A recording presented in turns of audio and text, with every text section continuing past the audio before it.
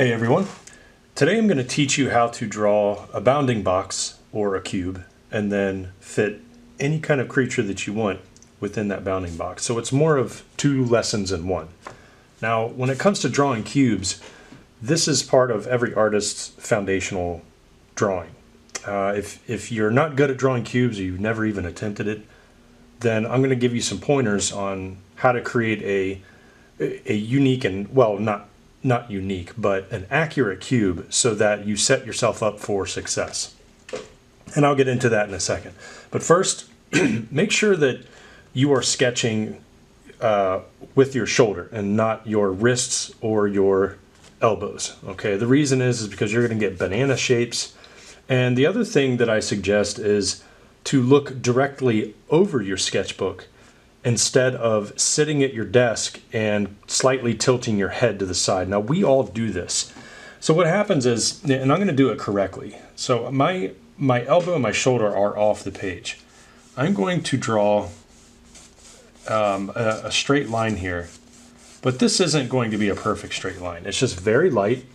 I'm using my pinky as a guide. Okay, so I'm lightly brushing my pinky against the paper. And when I said looking over your sketchbook, you can either physically stand up if you have a standing desk or some kind of desk where you can change the height, which is great, or make sure that you're sitting comfortably in a chair where you can look up high enough and sit up high enough to look directly over it. The reason you want to do this is because your perspective is not skewed when you sketch. When we think about writing, for example, when we write, we tend to put a little bit of slant to the writing. And the reason it's slanted is because our heads are slanted. So we're overcorrecting the perspective to make sure that what we're writing we think is going straight, but it's not. All right. So now notice how I'm holding the pencil too. All right. There's nothing fancy about this method. You just have to pay attention to the beginning of your sketching journey when you're doing this foundational stuff. All right. And then the next part, make sure that you're using your shoulder and very lightly go up and down by looking directly over your box. Okay, we got one side of the box already. Now the second thing we can do, and we're going to pretend that the vanishing points off into the distance are off of the page. That's going to give you the most realistic portrayal of a good looking cube. All right, and you also want to make sure that they're converging too. And I'm going to give you a really good method on how to tell if they're converging correctly. So what I'm doing is I'm making this very simple. If you heard that snap, I'm sorry, that's my chair. You're going to hear that throughout the video probably. So these very light lines, these aren't perfect, but you don't need them to be perfect. You just need them to be light because the creature that we're going to be fitting inside of this box is going to be darker. That's going to be the important part of the sketch. Okay, now with me, I'm actually going to have to stand up. So I'm actually standing up off camera. And now I'm going to make sure that these lines converge correctly. And I'm going to show you a really good method of how you can physically check this after you draw it. All right, so I'm moving my shoulder freely just to make sure that my hand does not stop and I follow through with each marking. The reason you want to follow through, what I mean by follow through is when you start it, you finish it. Stop putting hair marks on the paper. Not only does it look bad, it prevents you from being confident in putting those long lines in. All right, so here's how you check to see if your perspective is correct. Take a couple pencils. All right, I got some pencils up here, slightly off screen. All right, and then you just line them up. You put them on those lines. Okay, make sure they don't roll away. All right, these two lines are converging and they're not diverging. You don't want them opened up. You want them converging like this. But we're not done yet, okay? So let's get some other pencils that definitely won't roll away here. All right, now when you draw a cube, you're gonna wanna do 4 of these in each direction. All verticals stay vertical. Don't worry about those. All right, so now these 3 are converging, which is good. And then the next part, the final part, is that back line where you can see through the cube. So, you know, we don't have X-ray vision, so we can't do that. But we know it's there because we're using the draw-through technique. And when you're learning how to draw cubes, you need to be able to draw through your object. All right, so now, let me make sure I lined it up with my pencil, my marking. So now all of them are converging. This one might need to be adjusted a little bit. Not my pencil, my actual marking. So the great thing about this method is that you can double check to make sure everything is going to this vanishing point. And then what you do is you just reverse the method. Okay, you reverse it this way. And you want to make sure that nothing is converging. Or I'm sorry, nothing is diverging. You want them to converge. Now there is such thing as converging too much. So make sure that your cube isn't doing this. Like one is going to go to a point directly on the page, but everything else is going off to an imaginary vanishing point in the distance. You definitely don't want that. You want everything even. The reason why you want to keep your vanishing points off the page is because we as human beings don't view objects in the real world with vanishing points directly in our line of sight. Okay, look around you. Look around at your desk, wherever you're sitting. The vanishing points for each individual object you're seeing are going off into your peripheral vision. They're going way off. Unless you're walking down a street that's gridded and you can definitely see the horizon in the background, you're not going to see a vanishing point. Okay, so this might seem a little tedious at first, but it's going to pay off. Okay, it's no different than construction workers laying down a good foundation for a building, because you're going to start building up the materials on top of it. Okay, now that we got our bounding box, let's move all this stuff away. I'm just going to pick the longest pencil I have. Yeah, I have a lot of sharpened pencils here. When they get to a certain length, because of sharpening them so much, I just kind of put them away until I want to shade with them. Okay, so now that we have a pretty successful cube here, I'm not going to do anything else with the cube as far as the, oh yes, I do have to adjust it. So this had to be going up just a little bit. So the point is here because those weren't converging the way I wanted them to. All right, we're not going to show off on the cube part. We're only going to show what's going to go inside of it, and that is our creature. All right, well guess what, guys and girls? You have free range to draw whatever you want inside there. It could be bubbly, it could be sinister and spiky, it could look like a fish, it could be a bird, whatever. The important parts of this are that you want to make sure that if you draw feet, you have to pay attention to the flooring of the cube, because that's where the feet are going to go. Now, if your creature is in a specific motion where 1 foot is lifted off the ground, or 1 foot, or they have like 8 feet, all right, if they're standing on the ground and it's a static pose, as if you're taking a 3D model mesh and you're just, you know, it's like a T-pose for a character and the feet are even, okay, there's one is not put in front of the other, then you're going to need these as a perspective grid to show you where the toes are going to end up. So, for the sake of keeping things simple in this lesson, let's actually make a static pose for a creature. So we're not going to do anything fancy. We're going to show you the power of perspective when it comes to organic sketching, okay?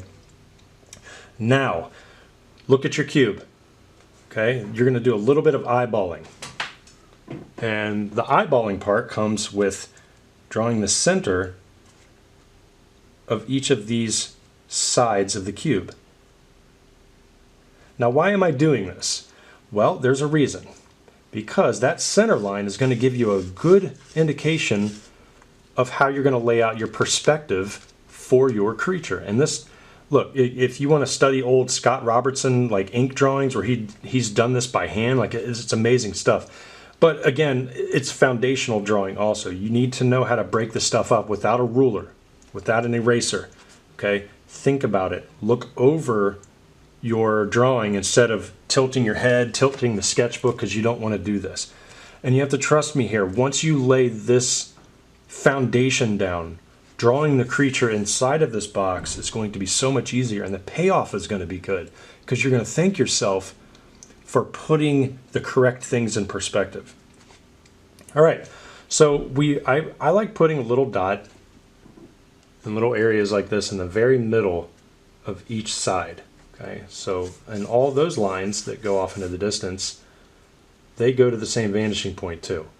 Okay, and you see here on this side, and if you're drawing along with me, maybe you need to either pause it or just rewatch this again until you get it.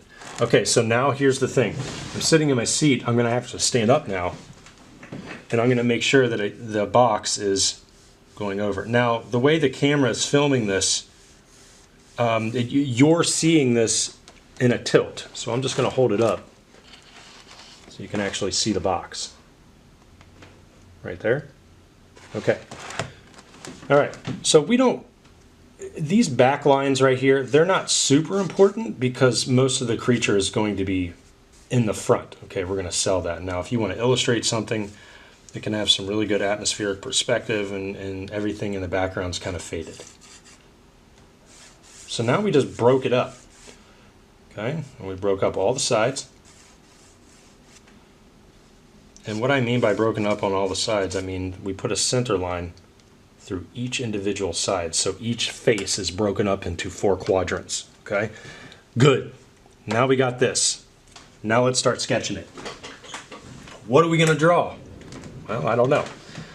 Let's say that we're going to need the feet to come down here, okay? Or some kind of tentacle. Let's do some tentacles or some kind of appendage.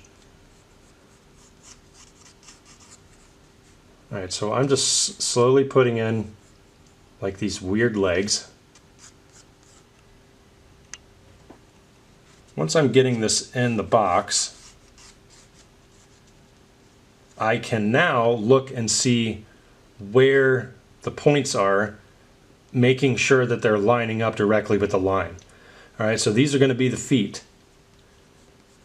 Now, when it comes to drawing creatures, I want to stay out of the norm.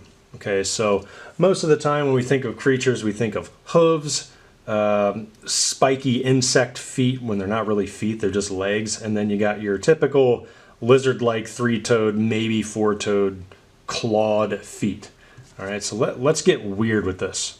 All right, so make sure that these appendages, maybe they have like extra hooks at the end of the toes. Now, how far out do I need to go? I know that the toes are ending right here on this perspective line. So guess what I need to do? I need to make sure that this second leg over here is going to equal what I put up here. All right, so let's curve this again. Let's put another leg in there. And now I can split the toes. And now I can have the second foot. Okay, so maybe the claws are coming at us. You can bend them a little bit to show the weight distribution, so maybe it's leaning on one leg more than the other. Okay, so here's the other fun part about drawing things in a box. We can look at this little dew claw right here. So let me draw the creature actually a little darker so you can see it. This is just a leg, mind you.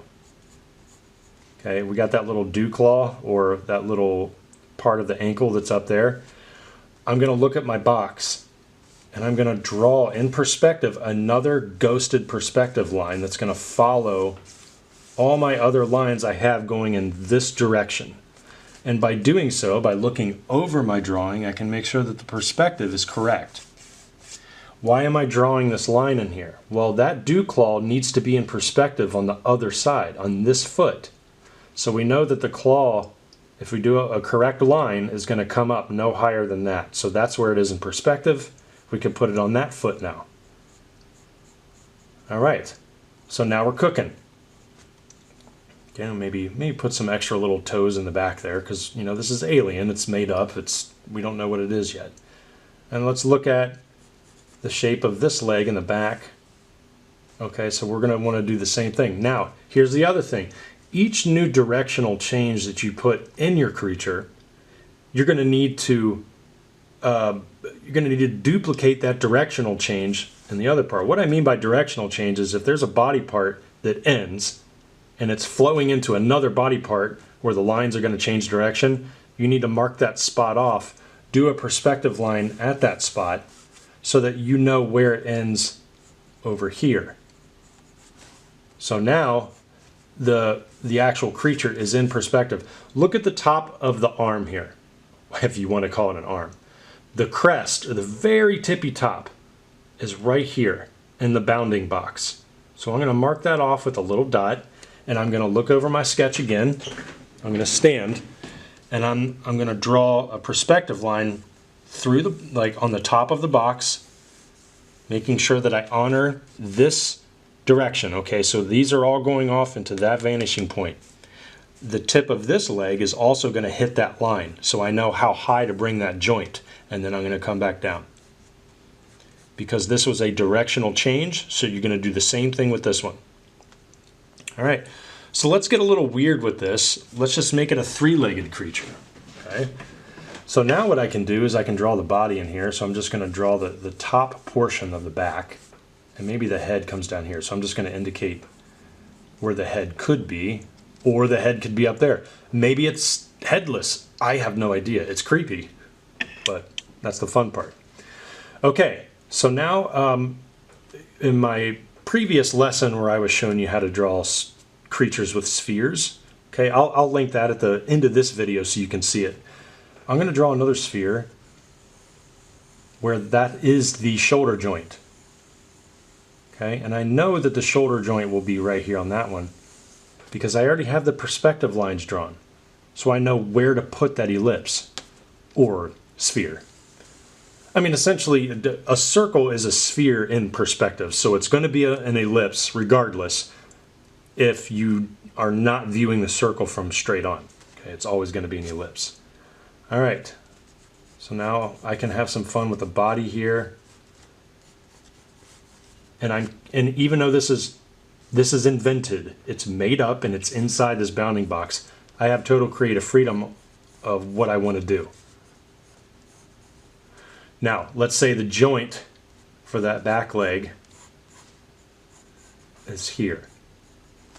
Okay, now here's the other important thing that you need to remember. Remember that center line that I drew for that box? All right, that center line runs across the top of the body, or the box right here. So that means that the center of the creature is also following that line. Okay, so maybe, just maybe, I need to change that body right there. Okay, so that the center runs. What I mean by changing the body is pulling it this way, so that the center runs right over top of its back, as if it had a spinal column. But what that also means is that that center line needs to run up that leg now in the back. Okay? That's why that center line, that's why we break these faces up within the box. So now, any spot on that back leg that I'm showing on this side of the body, I have to duplicate on this side. So I need to make sure that there's some thickness coming around here. Now I don't need to put this leg in perspective per se because it's only one leg. However, I'm going to split it in half, which means that perspective line on the floor of the cube, it's going to run through the middle of that one leg in the back because it's in the center of the creature. So you want to make sure that the center of that foot is met. Maybe the claw comes out there so you can see that middle claw. It's so weird looking. Put the belly in there.